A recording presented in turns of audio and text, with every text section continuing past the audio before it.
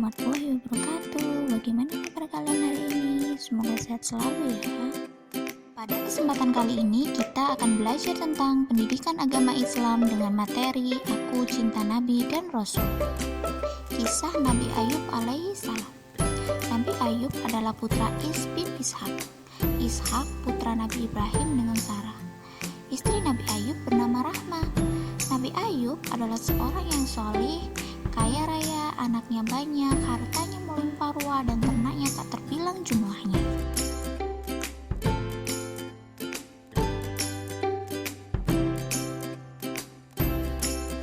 Iblis tidak senang melihat Nabi Ayub alaihissalam yang selalu beribadah kepada Allah. Iblis berusaha dan memohon izin kepada Allah agar Nabi Ayub mendapatkan ujian yang berat. Berikut ini adalah ujian dan cobaan Nabi Ayub. Yang pertama, Nabi Ayub menderita sakit kulit selama 7 tahun. Yang kedua, hewan ternak peliharaannya binasa. Semua anak-anaknya meninggal dan istrinya meninggalkannya. Namun demikian, Nabi Ayub tetap sabar dan tawakal atas musibah yang menimpa dirinya. Beliau merasa bahwa dirinya dan hartanya milik Allah Subhanahu wa Ta'ala dan akan kembali kepadanya. Sumpah Nabi Ayub. Nabi Ayub berdoa dan berjanji kepada Allah jika sembuh akan memukul istrinya 100 kali dengan lidi atas kesalahannya. Dan yang kedua, sumpah Nabi Ayub adalah dengan kehendak Allah muncullah air karena hentakan kaki Nabi Ayub. Kemudian Nabi Ayub minum dan mandi air itu. Nabi Ayub sembuh dan kembali menjadi kaya serta istrinya kembali. Keteladanan Nabi Ayub. Baik hati, tidak sombong dan tidak hidup bermewah-mewahan, pandai bersyukur kepada Allah, setiap hari diisi dengan amal ibadah kepada Allah dengan ikhlas, serta memiliki kesabaran dan tawakal yang luar biasa.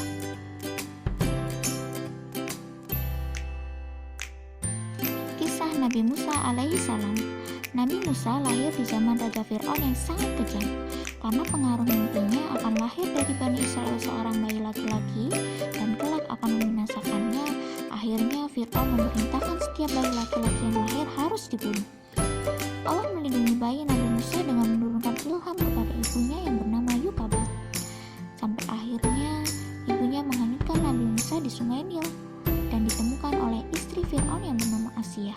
Sejak saat itulah bayi Nabi Musa hidup di kerajaan Raja Fir'aun. Nabi Musa kembali ke Mesir. Nabi Musa kembali ke Mesir untuk berdakwah kepada Raja Fir'aun dan kaumnya. Dakwah Nabi Musa ditentang Fir'aun. Fir'aun marah dan menuduhnya sebagai tukang sihir. Raja Fir'aun menantang Nabi Musa untuk beradu kesaktian dengan tukang sihir Raja Fir'aun. Tukang sihirnya melempar tali dan tongkat yang berubah menjadi ular yang amat banyak mengelilingi Nabi Musa. Ketika itulah Nabi Musa melemparkan tongkatnya dan seketika menjadi ular yang sangat besar dan memakan ular-ular tukang sihir Fir'aun. Sampai akhirnya tukang sihir Fir'aun kalah dan bersujud mengakui dan beriman kepada Allah. Seperti firman Allah dalam surat At-Toha ayat 69. Dan lemparkanlah apa yang ada di tangan kananmu. Niscaya ia akan menelan apa yang mereka perbuat. Sesungguhnya apa yang mereka perbuat itu adalah tipu daya tukang sihir belaka. Dan tidak akan menang tukang sihir itu dari mana saja ia datang. Berikut ini merupakan mukjizat Nabi Musa. Yang pertama, tongkat yang bisa berubah menjadi ular. Yang kedua, telapak tangan yang dapat memancarkan cahaya. Dan yang ketiga, tongkat Nabi Musa mampu membelah lautan. Sifat Nabi Musa yang patut kita teladani. Beliau merupakan pemuda pemberani dan cerdas menghadapi lawan. Nabi Musa juga seorang yang tegas menegakkan kebenaran serta gemar menolong.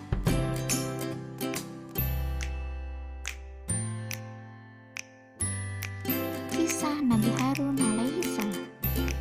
Nabi Harun merupakan keturunan keempat dari Nabi Yakub yang tinggal di Mesir sejak Nabi Yusuf berkuasa di Mesir.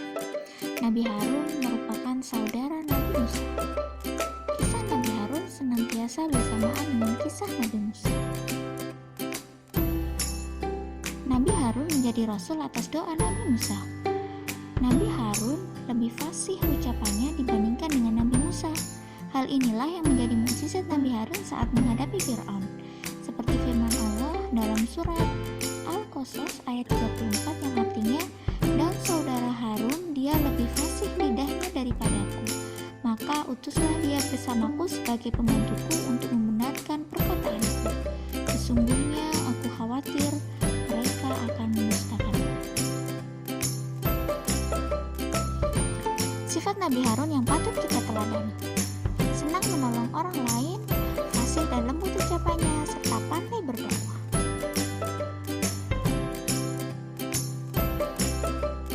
Kisah Nabi Zulkifli. Nabi Zulkifli merupakan putra Nabi Ayub dengan istrinya yang bernama Rahma. Nama asli Nabi Zulkifli adalah Bashar. Zulkifli artinya sanggup.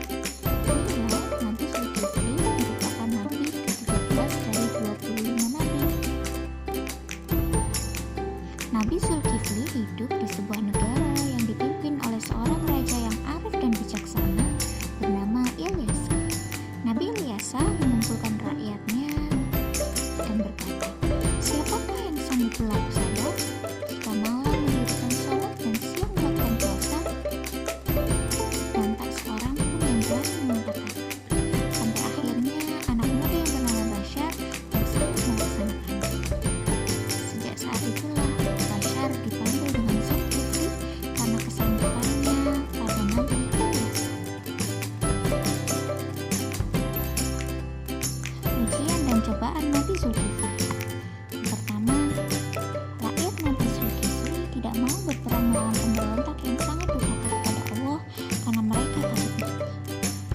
Rakyatnya bersedia maju berperang jika Nabi Zulkifli mau mendoakan agar Allah Subhanahu wa Ta'ala mau menjamin hidupnya agar mereka tidak mati. Yang kedua, digoda oleh setan di malam hari saat hendak tidur. Setan itu menyamar mengaku seorang musafir yang direm.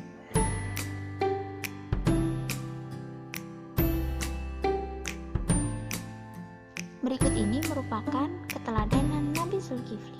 Yang pertama, Nabi Zulkifli adalah nabi yang baik hati dan tidak sombong. Yang kedua, Nabi Zulkifli adalah nabi yang pandai bersyukur kepada Allah. Beliau juga memiliki kesabaran dan tawakal yang luar biasa saat digoda oleh syaitan. Yang keempat, beliau teguh pendirian. Nabi Zulkifli juga termasuk pemimpin yang adil dan bijaksana. Setiap harinya diisi dengan amal ibadah kepada Allah dengan ikhlas. Alhamdulillahirrabbilalamin. Cukup sekian pembelajaran dari Ustazah. Semoga apa yang Ustazah sampaikan bermanfaat. Assalamualaikum warahmatullahi wabarakatuh. Ila liqa.